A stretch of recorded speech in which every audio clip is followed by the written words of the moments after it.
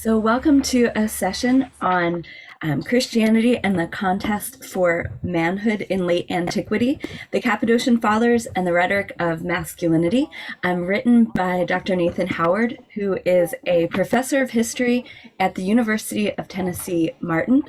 Dr. Howard's research primarily deals with letter writing, gender, episcopacy, but he has a background as well in classics, general church history, late antiquity, and as a reader of this book, I could see all of those fields combining. It is a fantastic book that I think has broad appeal because in it, Nathan offers new insights into how written constructions of masculinity are used in the Cappadocians. He looks at both letters and hagiographies and contrasts some of the ways that they engage with their audiences. But what I think is particularly appealing about this book is that he addresses so many different subfields or different topics. He brings in a lot on the classics and the influence of the classical education on the Cappadocians in their letter writing. He discusses gender. He deals with issues of class. He looks at material culture and art history. He's talking about issues of social power and the influence of rhetoric in the ecclesial setting. He incorporates asceticism, looking at the way that asceticism plays a role in crafting manhood.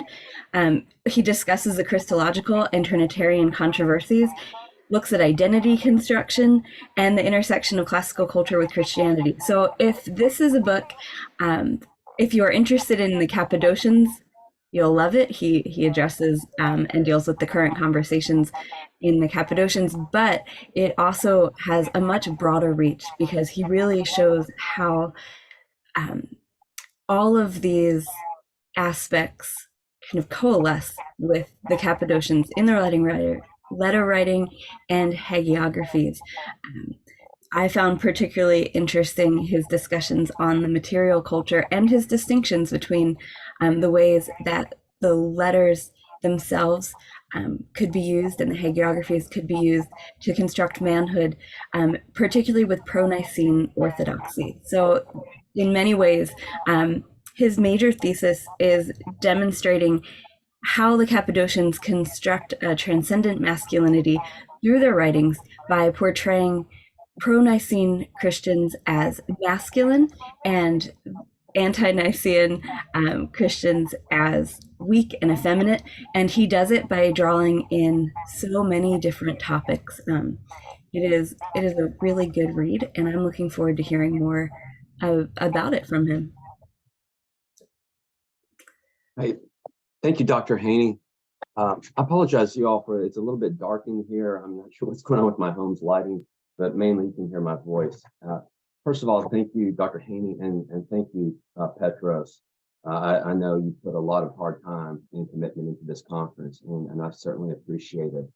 Well, Dr. Haney, she presented certainly the thesis. It is exactly that. It's about how each of the Cappadocian fathers, in his own style and in his own circumstances, does use this rhetoric of masculinity, and by doing so enhances his social and political status, and also gains theological authority in the 4th century. And the book expands on primarily on discussions of gender and paideia, and that's I think the main contribution to the larger field of late antiquity. Now, as far as the origins of the book, it goes all the way back to 2013, and so it's hard to believe it's been almost a decade since really this book germinated. And let me just give you an example about what really provoked this. And I'm going to share my screen.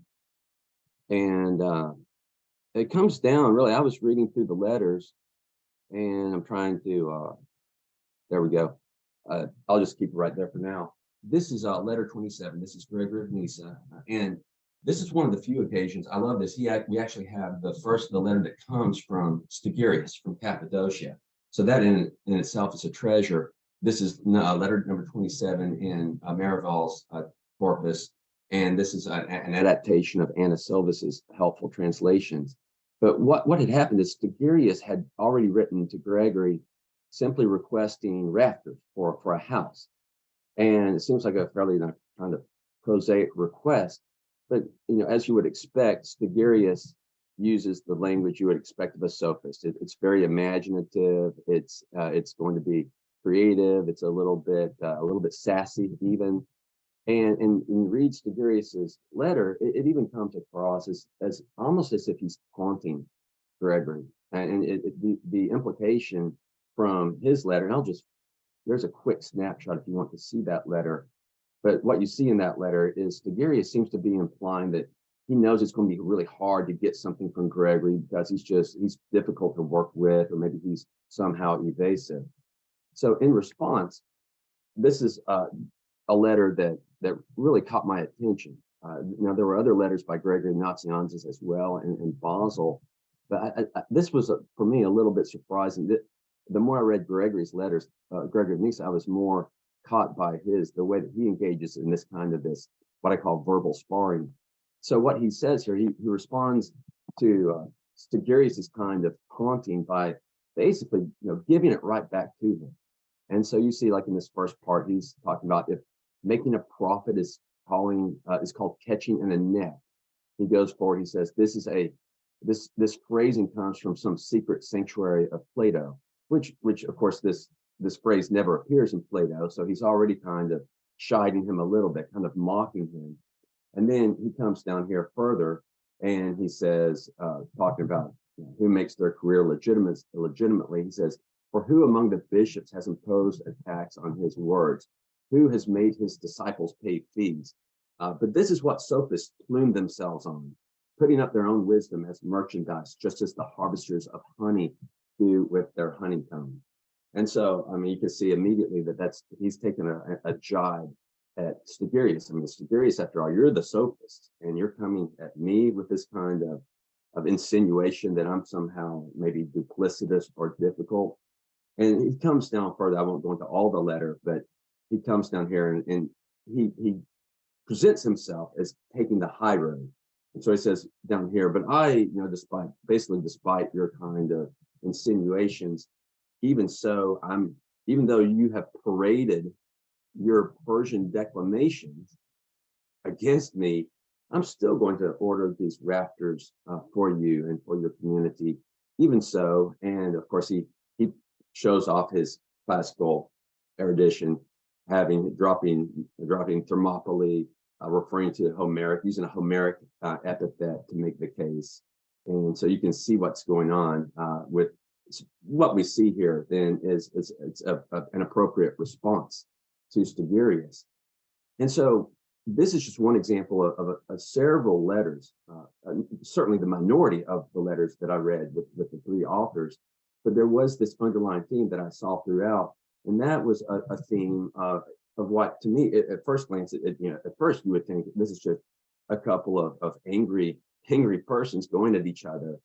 But what you find out is, when you think about it in the context of who we're talking about, these are two very sophisticated, well-educated individuals, and what they're doing is they are, like I say, they're engaging in this kind of verbal gamesmanship.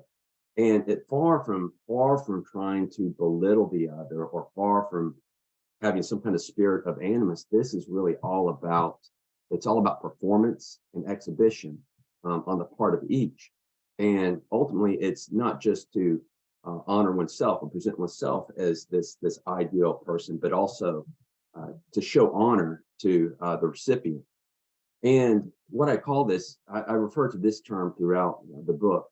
I refer to this as an example of a classical agon, meaning this context. It's a contest, and it's a contest. It's a competition, and this runs throughout the book. And what Gregory is doing here, he is definitely trying to present himself by staging this contest, or at least participating in it, he's trying to present himself as a classical male in the traditional sense of the way that someone who had grown up in Paideia would understand it. And by doing so, he's trying to present himself as being the ideal, the accomplished civic leader, the ideal accomplished, the philosopher, a superior theologian. And so this is just one example of that kind of theme throughout the book. And throughout the language, you see now the term arete comes up in many cases in this context. And of course, arete can have many meanings, excellence, virtues, I think how we often translate this. But here it tends to have more than anything the idea of that kind of virtue that comes from that male who's undergone this rigorous training. In other words, this is a cut above the other people one's going to interact with.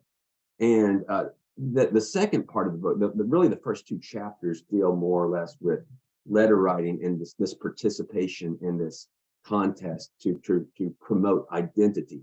And there's that identity somewhat what Dr. Frank had just talked about recently. There's a lot in the realm of identity going on in this book. And the second part of the book is also dealing with identity and specifically emphasizing the personification or the presentation of classical malehood. But what it's doing in the second part, Gregory is doing this through hagiography. And particularly, he does it, Gregory of Nazianzus does it. We don't have so much of this with Basil, but in both Gregory's writings, and I think in particular with Gregory of Nyssa, his hagiography on Macrina, on Gregory of Thaumaturgus, on his own brother Basil. We see it with Gregory of Nazianzus, with his sister Gorgonia, his brother Caesarius, and and also with Athanasius. That's one of my favorite texts to read. But in the second part of the book, I try to show how the Cappadocians, the two Gregories, they emphasize this sense of arete, this sense of kind of classical masculinity. They infuse their subjects, their protagonists with those qualities. And the argument that I make there, and this goes back to the issue of their pro-Nicene emphasis, that by giving these qualities to pro-Nicene either family members or, in the case of Athanasius, someone who's now passed away, who has now been dead, but he exemplifies pro-Nicene ideology. He even turns Gregory of Thaumaturgus into this huge pro-Nicene advocate. And so I think in the bigger, larger picture of theological conflict, I think what he's doing is he's trying to basically tether this ideal of the superiority of a classical male. He's trying to associate that with the pro-Nicene party, and most importantly, within the office of the bishop. And that's the main argument. And so thank you for your attention. And I will turn it over to